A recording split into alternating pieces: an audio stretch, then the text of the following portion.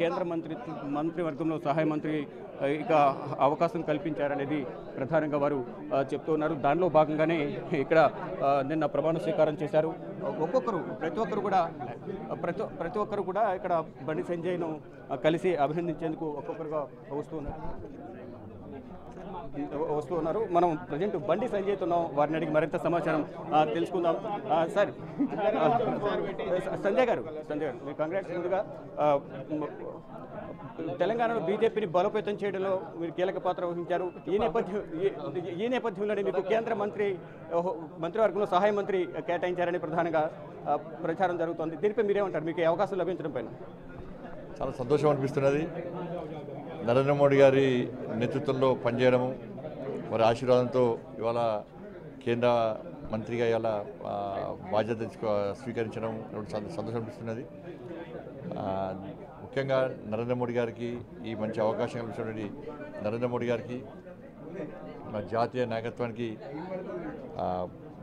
ప్రత్యేకంగా హృదయపూర్వక ధన్యవాదాలు. అదేవిధంగా కష్టపడి కరీంనగర్ పార్లమెంట్ నియోజకవర్గంలో కార్యకర్తలు కష్టపడి వాళ్ళ నన్ను గెలిపించారు కాబట్టి, ప్రజల ఆశీర్వాదంతో గెలిచాను కాబట్టి వాళ్ళ రుణం తీసుకోలేను. తప్పకుండా వాళ్ళు ఏ లక్ష్యం కోసం, ఆశయం కోసం వాళ్ళు నన్ను కష్టపడి గెలిపించారు.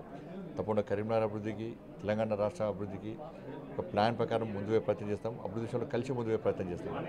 రైట్.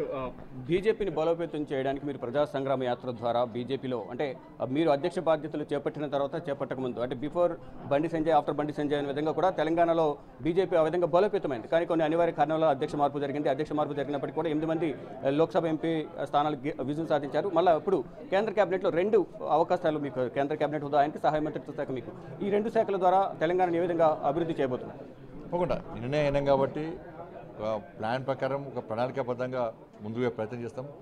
అందరం కలిసి కూర్చొని మాట్లాడుకొని రాష్ట్ర అభివృద్ధికి ఏ విధంగా మనం సహకరించాలని చెప్పి ఆలోచించే ప్రయత్నం చేస్తాం.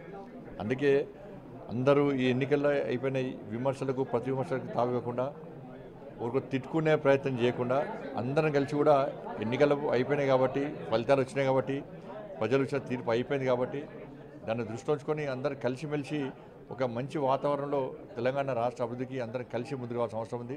దానికి మా గౌరవ ఎంపీలందరం కూడా, ప్లస్ కిషన్ రెడ్డి గారు కేబినెట్ మంత్రి వారు, నేను కూడా తప్పకుండా సహకరించే ప్రయత్నం చేస్తాం. అందరం కలిసి కూడా తెలంగాణ రాష్ట్ర అభివృద్ధికి సహకరించాల్సిన బాధ్యత ఉంది. అందరం కలిసి ముందుకు వచ్చిందా కోరుతా ఉన్నాను.